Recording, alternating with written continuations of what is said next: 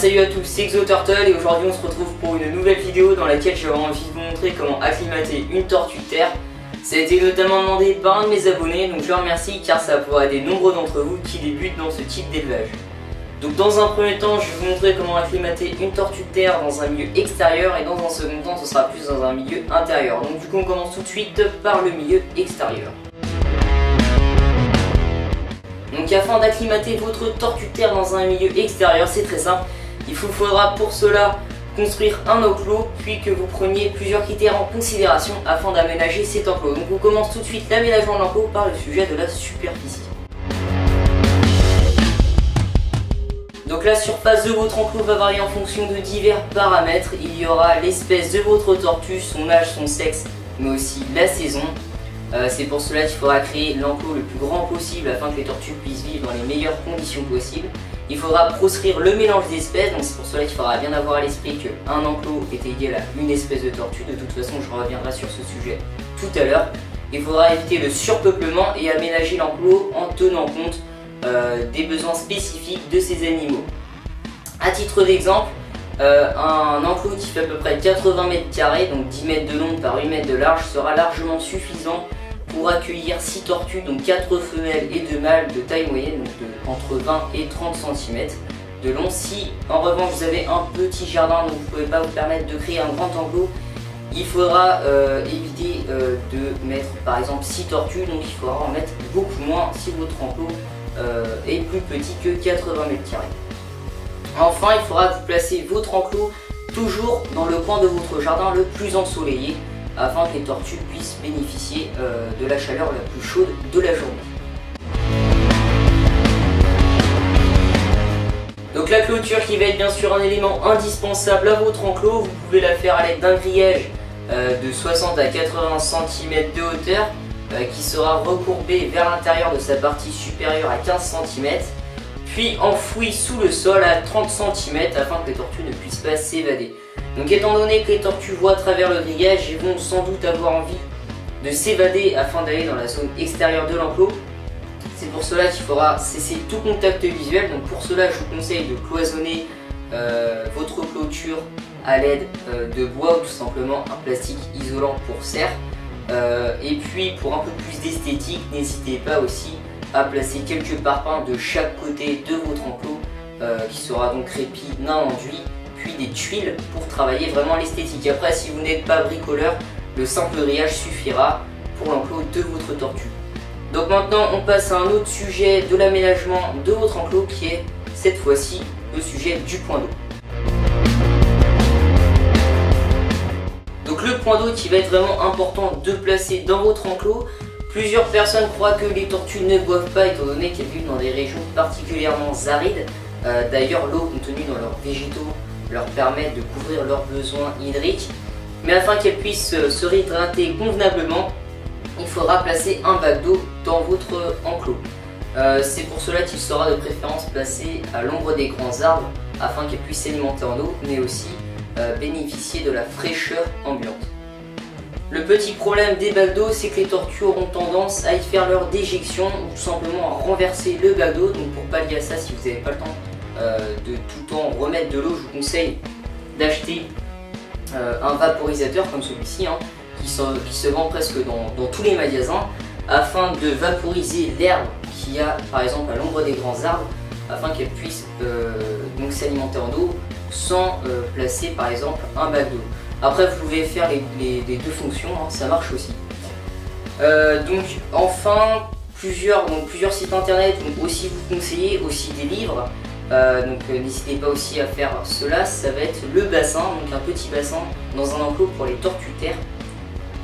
Donc un bassin pas vraiment profond, plus large que profond bien sûr pour éviter que les tortues se noient car ce n'est pas des tortues d'eau. Le bassin pour qu'elles puissent déjà boire, mais aussi qu'il y ait beaucoup d'espèces végétales différentes qui vont pousser autour pour aussi couvrir les besoins nutritionnels des tortues.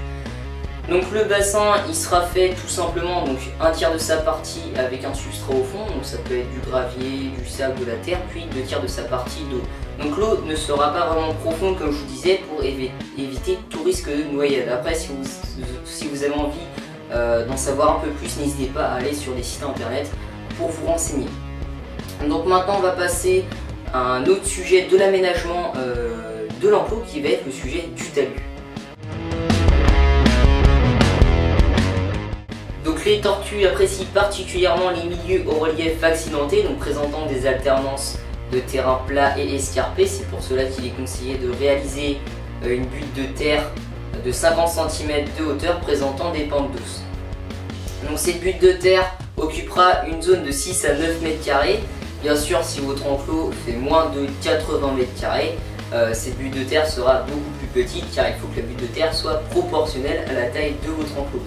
Donc la seconde étape va consister à planter des pieds de lavande et de romarin et aussi de thym dans votre enclos, car les tortues vont y trouver une aire de repos vraiment agréable pour leur thermorégulation et aussi une zone de ponte idéale. Étant donné que les femelles pondent le plus souvent à la base de ces essences méditerranéennes ou tout simplement sur le talus même.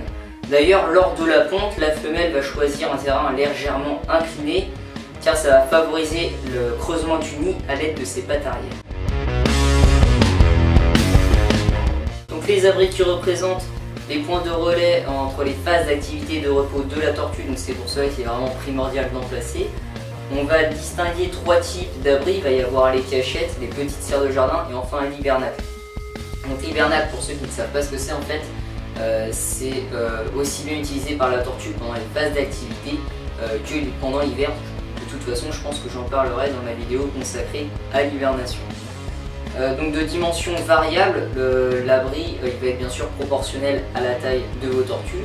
Vous pouvez le construire soit en bois, soit en pierre. Si vous utilisez le bois comme matériau de référence, n'hésitez pas bien sûr de le traiter, de l'azurer contre les pluies.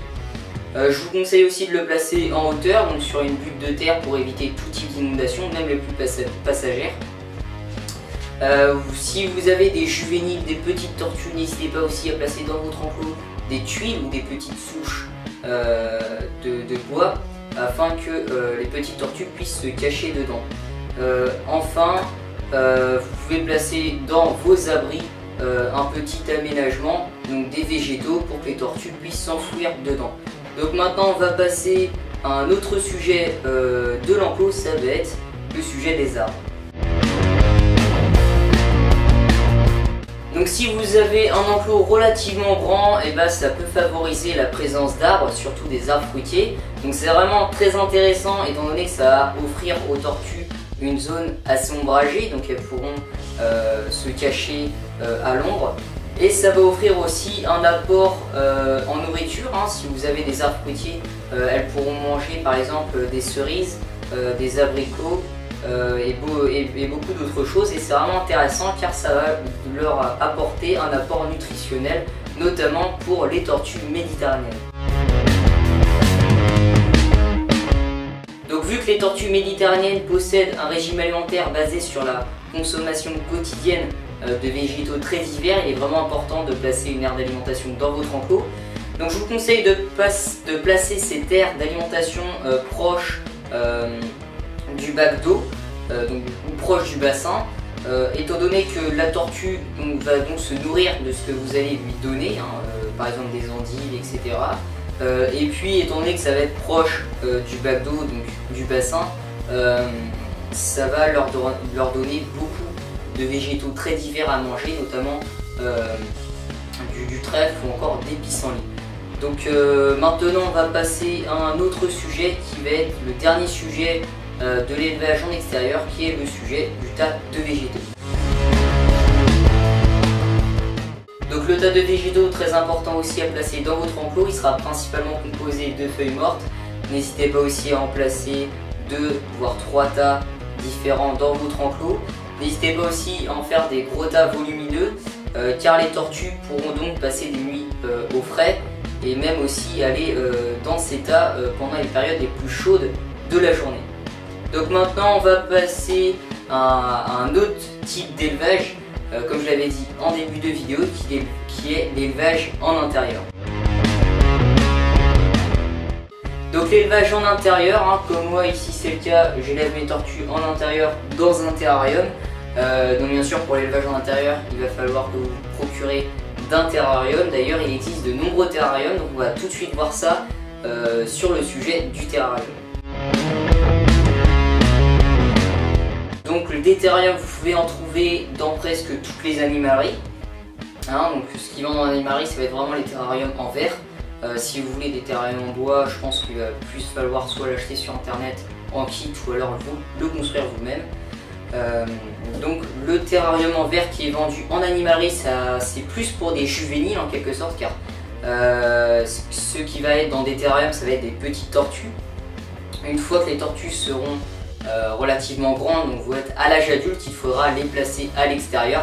Donc si vous vivez dans des régions nordiques, donc vous vivez vraiment au nord, il fait froid l'été, donc vous ne pouvez pas vous permettre de mettre vos tortues à l'extérieur dans un enclos. Il faudra faire un petit élevage chez vous dans une pièce mais relativement grande pour accueillir vos tortues adultes. Donc maintenant on va passer au sujet de l'aménagement de votre terrarium en commençant par le substrat.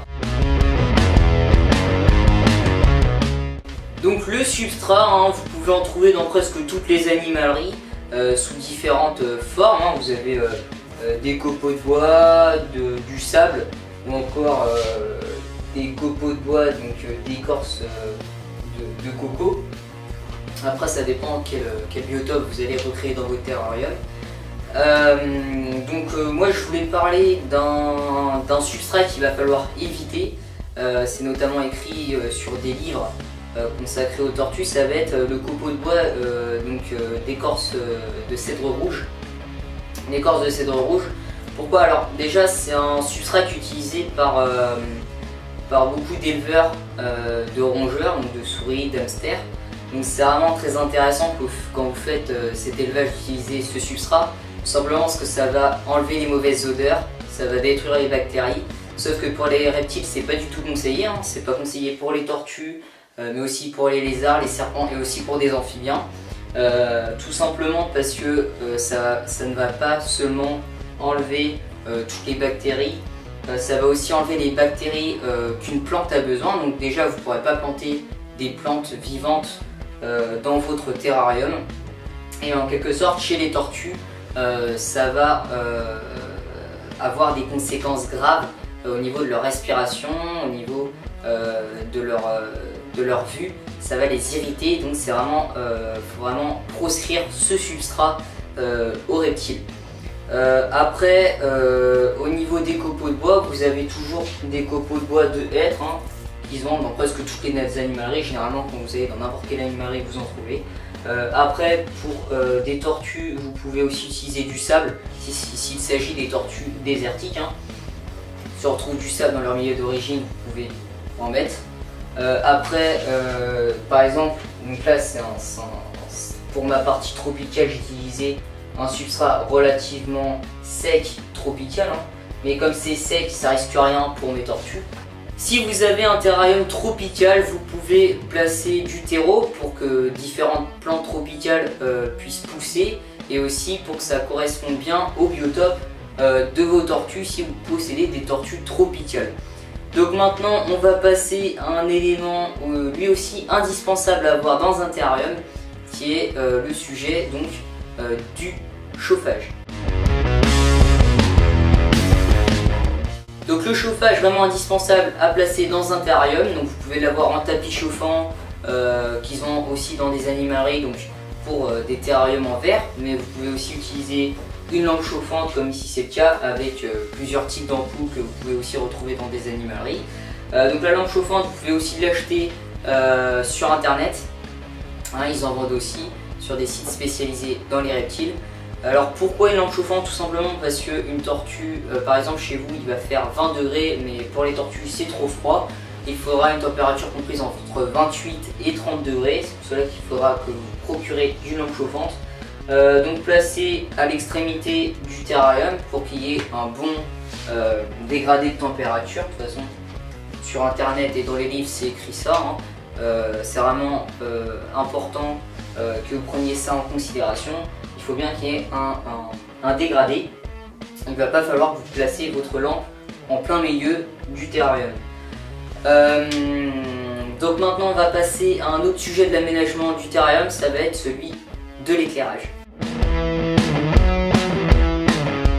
Donc le rôle de l'éclairage ne va pas seulement apporter de la lumière à vos tortues, loin de là, ça va leur apporter des UVB, donc des ultraviolets, qui va permettre aux tortues, ça va leur apporter du calcium au niveau de leurs os, donc ça va être vraiment important pour la croissance de vos tortues. Moi personnellement pour l'instant je ne peux pas vraiment me permettre de me procurer un néon car j'ai nulle part où le placer, mais je compte quand même en mettre un prochainement. Après n'hésitez pas à de temps en temps sortir vos tortues dehors pour qu'elles puissent bénéficier du soleil, de la lumière naturelle, car là aussi ça va leur apporter des UVB. Moi de toute façon mon terrarium est à côté de la fenêtre, donc si quand il fait beau les tortues ont des UV. Après si vous vivez vraiment dans un endroit où le terrarium est situé dans une pièce où il n'y a jamais par exemple la lumière artificielle, il faudra vraiment que vous vous procurez d'un néon UVB. Donc le néon UVB ils en vendent dans presque toutes les animaleries, aussi sur internet. Donc il va falloir que vous en procurez un. Ils en vendent aussi sous différentes tailles, sous différentes intensités aussi. Ils en vendent pour des terrariums désertiques mais aussi pour des terrariums tropicales. Donc n'hésitez pas à en acheter un si vous n'en avez pas encore. Donc le maintien de l'hygrométrie s'effectue en tenant compte des exigences de chacune des espèces. Si vous élevez des espèces qui viennent des régions désertiques, il va falloir une hygrométrie faible, et en revanche si vous élevez des tortues qui viennent des pays tropicaux, il va falloir une hygrométrie vraiment importante. C'est pour cela qu'il faudra vous munir d'un hygromètre. Donc ils en vendent dans presque pas mal d'animaleries, mais aussi sur internet, sous différentes formes, sous différentes marques.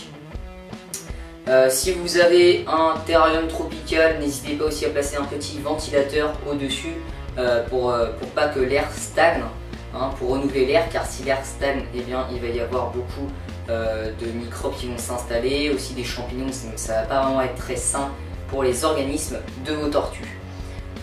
Donc bien sûr, qui dit humidité, il va falloir aussi un bac d'eau. Donc un bac d'eau, tout comme l'enclos, en placer un dans votre terrarium. Donc moi je l'ai placé à l'extrémité, donc à l'opposé du point chaud. Comme ça l'eau est fraîche, car si je le mets sous le point chaud, il va y avoir développement de microbes. Donc un point d'eau aussi à placer dans votre terrarium. Donc maintenant on va passer à un sujet qui va être celui des abris. Donc il faut constamment garder à l'esprit qu'une tortue est un animal très discret, donc il aime se cacher. C'est pour cela qu'il est vraiment important de placer des cachettes dans votre terrarium. Donc moi j'en ai placé deux. Évitez de placer des cachettes au point chaud, car c'est ici où elles vont faire leur thermorégulation. Placez plus des cachettes au point froid, où elles vont se reposer même pendant la nuit. Donc les cachettes, elles peuvent être en pierre comme ici c'est le cas, mais aussi en bois. Vous pouvez aller chercher des troncs à l'extérieur et en placer dans votre terrarium pour aussi travailler l'esthétique. Donc maintenant on va passer au dernier sujet de la vidéo, qui va être celui des mélanges d'espèces. Donc sur internet, beaucoup de personnes se posent la question: peut-on mélanger des espèces entre elles? Alors la réponse est non.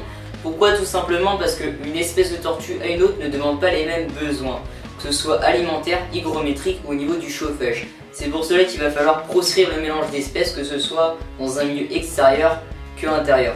D'ailleurs, une espèce à une autre pourrait donc avoir une transmission de maladies, donc c'est pour cela qu'il ne faut pas mélanger les espèces entre elles. Donc sur ce, c'est la fin de la vidéo. Donc je vous remercie de l'avoir visionné. N'oubliez pas aussi de la liker et de me poser des questions en commentaire afin que je puisse y répondre dans de prochaines vidéos. Et je vous dis à bientôt pour de prochaines vidéos. Allez, salut à tous.